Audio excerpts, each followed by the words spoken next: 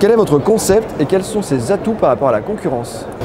Eh bien, Marché aux Affaires est une enseigne de bazar discount qui se développe sur des surfaces d'environ 1000 m². Il faut interpréter le terme bazar comme étant la diversité autour de l'équipement de la maison. Le discount au travers de l'agressivité des prix et être toujours décalé par rapport au prix marché. Et notre particularité est de commercialiser des articles en faisant un focus sur des marchandises de faible valeur, puisque l'article moyen se vend 4 € chez nous. Le panier moyen se situe aux alentours des 20 €.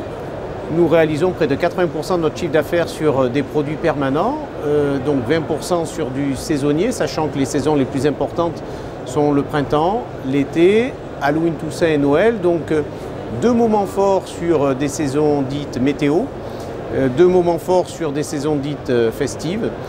Et nous proposons à nos consommateurs toute une offre pour l'équipement de la maison, mais orientée principalement vers la consommatrice qui est la maîtresse de maison. Quelles sont les actualités et grands projets 2023 pour le réseau Marché aux Affaires? Alors notre actualité avant tout, c'est une année 2022 plutôt réussie, puisqu'on a fini l'année 2022 avec 35 magasins supplémentaires, 20 créations, 15 magasins indépendants qui nous ont rejoints, donc 35 magasins de plus sur un exercice, c'est très bien. Nous avons une quinzaine d'ouvertures en cours sur le premier semestre 2023, avec un projet d'atteindre entre 20 et 25 ouvertures sur l'exercice, donc un marché tout autant, toujours aussi dynamique. D'accord. Qu'est-ce qui pourrait convaincre un porteur de projet de quitter le confort du salariat pour créer son entreprise?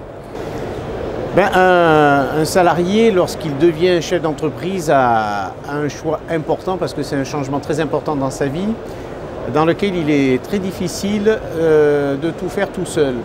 Et le fait de s'adresser à un franchiseur tel que nous sommes, c'est avoir l'assurance d'être assisté dans tous les domaines qu'il va découvrir. Donc on va assister ce salarié dans la recherche des locaux, dans la négociation des baux commerciaux. On va l'assister dans la mise en place d'un budget d'investissement, d'un compte d'exploitation prévisionnel. Je vais l'accompagner en banque pour obtenir le financement, on va le former. Donc c'est la garantie pour un salarié d'être accompagné, pour l'amener, le faire monter en compétences et découvrir un nouveau métier, sachant qu'il ne sera jamais seul et qu'il aura la certitude qu'on va lui transmettre un savoir-faire qui est le nôtre.